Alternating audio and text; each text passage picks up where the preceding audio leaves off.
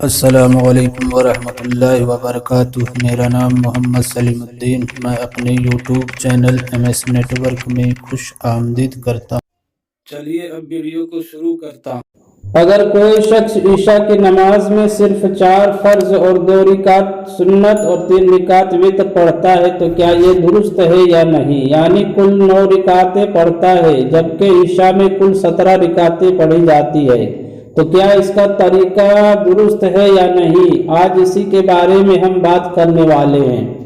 مسئلے کو آپ دھیان سے سن لیجئے۔ یاد رکھ لیں کہ عشاء میں کل 17 رکعتیں ہیں، 4 رکعت سنت، پھر 4 رکعت فرض، پھر 2 رکعت سنت، پھر 2 رکعت نفل، پھر 3 رکعت وتر، پھر 2 رکعت نفل، کل 17 رکعتیں پڑھتے ہیں۔ لیکن ان میں جو 4 رکعتیں سنت ہے، پہلے یہ سنت غیر مؤکدہ۔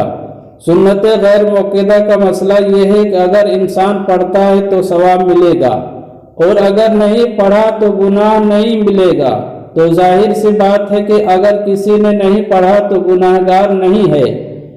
اس کے بعد 4 رکعت فرض جو ہے یہ تو پڑھنا ضروری ہے، پھر 2 رکعت سنت جو ہے وہ سنت مؤکدہ ہے، اس کو بھی پڑھنا ضروری ہے۔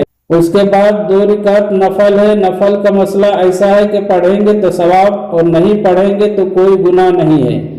پھر 3 رکعت وتر کی نماز ہے، تو وتر کو واجب قرار دیا گیا ہے، اسے بھی پڑھنا ضروری ہے۔ اس کے بعد 2 رکعت نفل ہے، پڑھیں گے تو ثواب اور نہیں پڑھیں گے تو گناہ نہیں ہے۔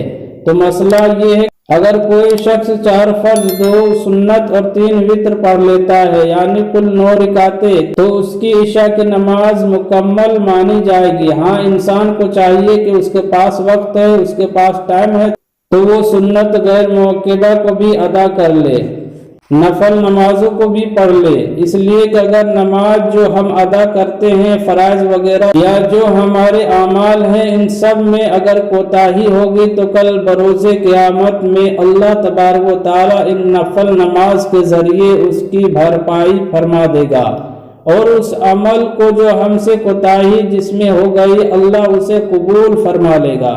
تو اگر انسان کے پاس وقت ہو، ٹائم ہو تو پڑھنا چاہیے، اور اگر نہیں ہے تو 4 فرض 2 رکعت سنت 3 رکعت وتر پڑھ لیتا ہے تو بھی نماز ہو گئی ہے۔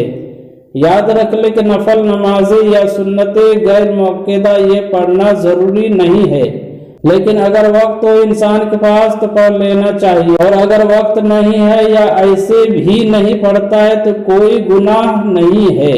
لیکن مناسب نہیں لگتا ہے کہ کوئی انسان ایسے چھوڑے، وقت ہے آپ کے پاس تو ضرور پڑھ لیا کرے۔